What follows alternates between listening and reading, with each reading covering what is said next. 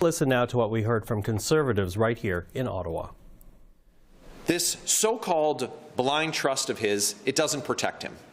Why? Because these aren't stocks or ETFs like normal Canadians have that a trustee can buy and sell freely. No, he raised the money from international billionaires and made the investments. He knows exactly what is in there. And those Brookfield funds are locked in with long-term contracts. The only people blind to Carney's assets and conflicts are Canadians because he refuses to tell them the truth.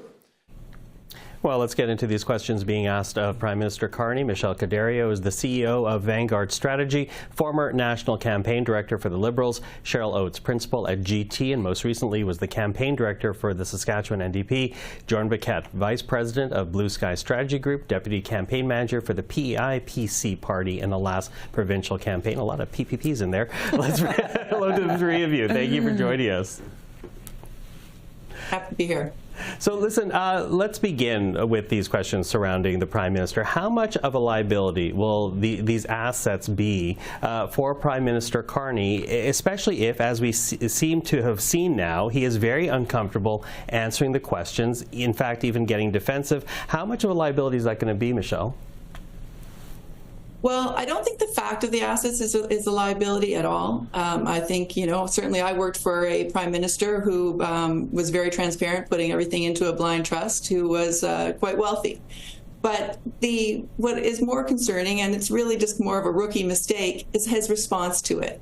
This is the first time that he's actually been asked, now that he's now entered political life, about his personal assets in public, I'm sure, right? It's not something that is dinner table conversation, but it is something that's part of the political discourse. And so I think that, he was bristly, and that's not all that becoming in somebody that wants to be your prime minister. So he's a quick learner. He's a very smart man. I think that he will learn from that error in terms of how to approach and how to react to questions that you might not be super comfortable with. He's got his assets in using the process. It's a weird and compressed timeline. And so I would suspect that, he's going to continue to be asked about this. And so, the information will be forthcoming. There's no doubt in my mind that he's not in this for his own personal gain, or anything like that. He could make a whole lot more money outside of politics, but he's now prime minister, and he's now being expected to answer questions about his wealth. Okay, so Jordan, what do you say? It's to what we heard from Michele, not the assets, more how he's responding to the question. Well, it could be a bit of both, but absolutely the fact that he is not prepared or hasn't been prepped to go out and answer this with any confidence. You're right, he bristles at journalist questions. Yesterday he got quite condescending with some of them. If he continues to get frustrated, it's going to continue to knock the Liberals off message. And that's going to be a big problem for them heading into what is expected to be a very short campaign on the shorter ends of it. So if he's trying to be out there putting out his vision for where he wants to take the country, and every other question is going to still be about these ethical disclosures of his financial assets, and he can't come up with a more confident answer than he has so far. They've been asking him this since the launch of the leadership campaign when he officially launched it in Edmonton. It's come up a couple times since, and you better bet it's going to believe it's going to come up on the debate stage, and where Pierre Poilievre and potentially the other leaders will be pressing him extremely hard too. So it's one thing to answer it in English. How is he going to also do it in French in Quebec, and doing it in a way that's going to come off sounding confident from him? Yeah, Cheryl, what's your assessment of this issue and how Mark Carney is responding to it? Yeah, I agree. He didn't answer the questions well. But like Michele said, that's something that, usually if you are holding the chair that Mark Carney is now currently holding, you don't make that mistake twice. There are people around you, coaching you, helping you, giving you feedback on how to do it again, and I doubt that he makes the same mistake twice. When it comes down to what this means in terms of the election, I really doubt that how Mark Carney answers this question in French is going to be vote deciding for most people.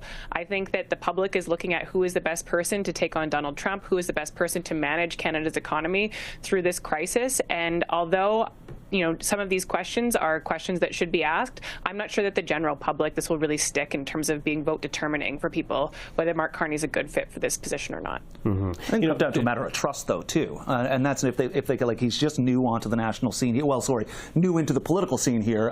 People know his name before, but they don't really know everything about him. So if Conservatives and if opposition parties can distill some level of distrust in Mark Carney and have a bit of that cloud of suspicion, Canadians may think twice before going to the polls. Okay, but is this an exercise? I'm sure, sorry, go ahead, Cheryl. I was going to say, I'm sure that is what the Conservatives are hoping for. That is why they keep pushing this issue. They've been harping on the carbon tax for 2 years now, making progress on it, and now they don't have the carbon tax to campaign on, and so they're looking for something new. And to me, this seems like a bit of a stretch. Yeah, well, and to that, Jordan, is it just about trying to embarrass Mark Carney, so seeds of distrust in his personality, or do Conservatives actually have an issue with the assets? Because they have been put into a blind trust, so how is that an issue? Sure, but I mean, I don't think it could be believable, fine, blind trust aside. Still, it's the way he's going to come out and answer it, and I still don't think a lot of Canadians would believe that he was just the managing chair of Brookfield Assets, that he wouldn't know where most of these investments are currently made. It's not like as soon as they go into a blind trust, oh, boom, he forgets every single place that they are. So these are questions that certainly deserve to be asked. Again, there may be like absolutely nothing nefarious about it, but it's a way how he answers the question and how he presents it. Okay, so what you're asking for is what, just greater transparency to break down I think what's that would actually in blind that would trust? do a lot of work for him as well, to just to be more transparent about this. Michelle, what do you make of that then? Well, I'm just going to say the other lesson that has to be learned. Certainly, his response was poor. And he needs to do better. But he's now also learned that when you make a mistake on the campaign trail, you lose a day. And so, he's having a terrific kind of outing. He had his first visit to France and to the UK as Prime Minister, first international outing. He was on the international stage with allies, and he had a message to deliver. And now, what are we talking about today? Nothing to do with what happened over there, or his Arctic announcement or whatever that is today. We're talking about how he responded to a question about his assets. And so that lesson is a good one to learn now, because a day in the campaign is very valuable. Mm-hmm. And so you can't be continuing to do that. But are the assets a problem? Is it enough to be put into a blind trust? Is there another issue beyond that? Well, I believe absolutely. That's how we've always operated. That's how every prime minister, every cabinet minister of both parties has ever operated. You put it into a blind trust. You have a trustee, and that you will exempt yourself from decisions that are determined to be a potential conflict of interest. Any person with any character, and Mark Carney is someone with great character, is absolutely going to go to the mat to make sure that he is in no way subject to any kind of conflict of interest or perceived conflict of interest. And so I have no question that he is going to be able to do that. And I have experience working with a prime minister who had to, go about putting all of his assets into a blind trust and, operating just fine with that because he had the Canadian interest at heart. And I firmly believe that all leaders of parties do. Sorry, Cheryl, I'm going to cut you off a little bit, Michelle. Running out of time. What do you think? Is it enough to have put the assets in blind trust and no longer an issue, and this is mainly like a tempest in the teapot for Conservatives? Yeah, I mean, I agree with Michelle. I think that there's protocol to be followed, there's precedent to be followed, and so far Mark Carney has exceeded what the rules ask him to do. I think what this really comes down to is, do Canadians believe that Mark Carney will act in the interest of Canadians or act in his own personal interest? And if they don't, they won't vote for him in this coming election. I also think that if he truly was just concerned about continuing to make more money for himself, why would he have left his private sector positions and taken this job at this particular moment? So maybe there's questions, but those questions will be answered when Canadians get their chance to vote. Okay, well, that is the time. Michelle, Cheryl, Jordan, thank you for it.